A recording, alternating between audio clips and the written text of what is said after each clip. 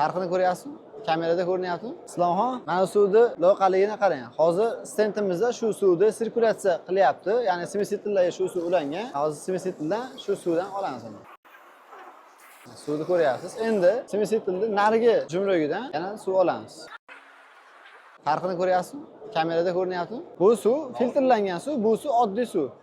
Bitta jumroqdan filtrlangan suv tushadi. Endi bu qanday bo'lyapti?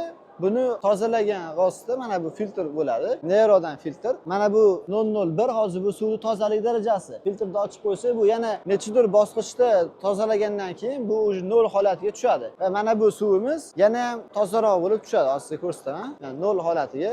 Mana shu holatda mutlaqo ichimlikka foydalansa bo'ladi. Hamma kerak emas kirlarini tozalangan va yumshatilgan holatda ichimlikka ishlatishga tayyor suv bo'ladi. Bu filtrdan Qo'qonda Nova Santenegada sotuvda mavjud. Filtr haqida qisqacha yana bir ma'lumot. Ishlatishga va kartrijlarni almashtirish juda ham oson va ekranida sensorli hamma ma'lumotlar, hattoki kartrijlarining lifetime ham sensorli ko'rsatilgan bo'ladi.